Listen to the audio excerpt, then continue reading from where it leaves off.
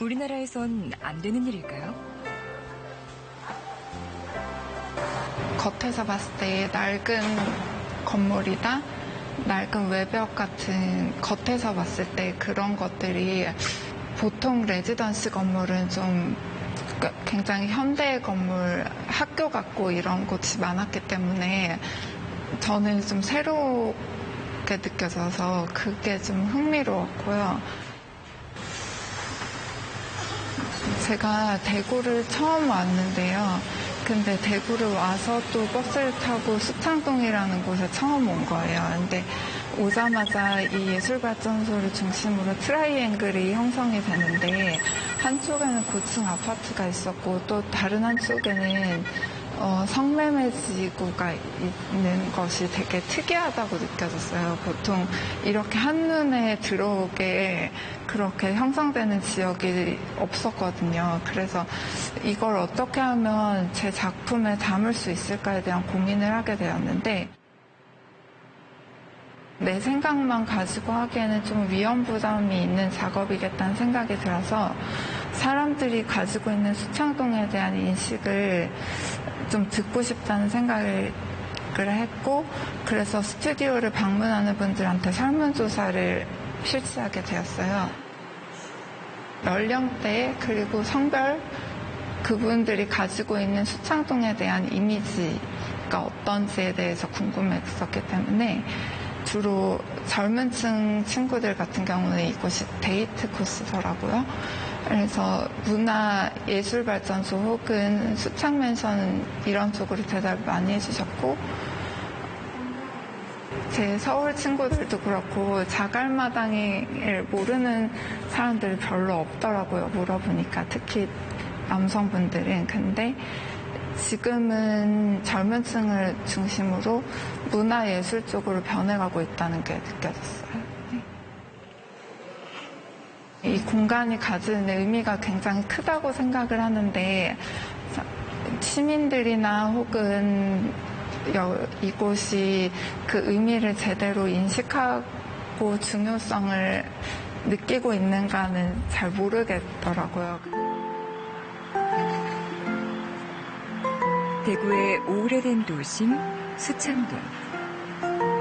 1910년대 한국 최초의 담배 공장 건물과 옛 전매청터, 그리고 성매매 집결지인 자갈마당이 있습니다.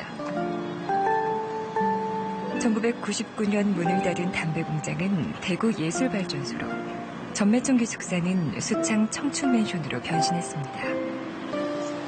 하지만 나머지 건물과 터는 모두 사라지고 말았습니다. 처음 시작할 때 선생님도 아직도 기억하고 계시죠? 네. 우리가 굉장히 긴장했고 그러면서도 너무 기대했는데 결과가 이렇게 되니까 굉장히 좀 한편으로 굉장히 좀 슬펐고, 그러면서 미래에 가는 길은 이거는 아닌데 이런 생각을 했잖아요. 그때 선생님 생각은 어떻게 생각했어요? 그때 그 건축물이 워낙 역사도 있지만 특별한 시설이고 건축물 그 자체가 가지고 있는 멋이 있었지 않습니까? 그래서 그거를 최대한 살리는 방법으로 그렇게 가서 여기가 예술가들, 젊은 예술가들이 와서 작품하는 공간으로 그렇게 할 계획을 가지고 있었는데, 일단은 뭐 아파트가 들어오는 조건되다 보니까 39,000여 제곱미터에 달했던 옛 전매청터. 원래는 공원 용지로 되어 있었지만 대구시는 이 땅을 중심 상업지구로 바꿔줬습니다. 나머지 30%를 KTNG에서 기부 체납받는 조건으로 말이죠. 그리고 1,000세대가 넘는 주상 복합 아파트가 하늘 높이 솟아났습니다. 그 옆에 깨끗이 정비된 공원이 생겼지만 예전의 모습은 흔적도 없이 사라져버렸습니다. 이 건물 자체도 그대로 살리고 건물 안에 있던 역사를 담고 있던 기계, 담배 만드는 그 기계가 옛날 거니까 그 기계는 어디 있느냐, 그 기계도 살리자. 그 당시에 담배를 만드는 사람들이 여자분들이었는데 그 담배값이 비싸니까 여자분들이 담배를 가져 나오다 이 지금 현재 공간 밑에 지하였거든요. 여기에서 나올 때마다 몸수색을 당한 거예요. 그것 때문에 항의하던 여자 직원 같은 경우에는 구타당하고 이렇게 피해를 봤다 하거든요. 그래서 그런 것이 안 알려졌었는데 그것 안 알려졌지만 지금 알고 있으니 그 공간을 그대로 살려가지고 거기다가 그런 내용을 적으면 참 좋을 것이다. 이 자리가 옛날에 그런 공간으로서 지하가 있었고 이런 스토리인지 아무도 모르지 않습니까? 없어졌기 때문에.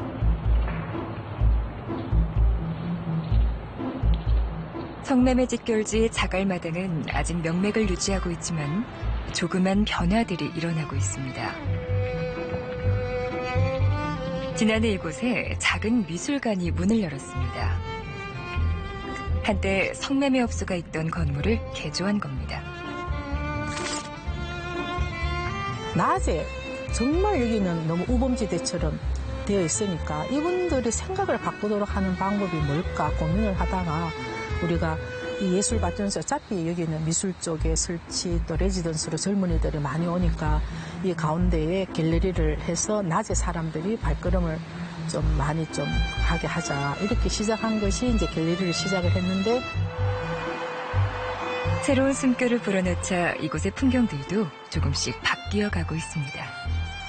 처음에는 뭐 반대하고 뭐 난리 났죠. 뭐 굉장했어요. 그러는데 어느 날 다 되고 나서 보니까 이분들도 같이 즐기기 시작을 하는 거예요. 그러면서 저희들한테 노크도 하고 이거는 우리 집도 이렇게 했으면 좋겠다. 그러면서 옆에 뭐 애견샵도 생기고 커피숍도 생기고. 그러나 쇠락한 성매매 집결지는 부동산 개발업자들의 좋은 먹잇감입니다.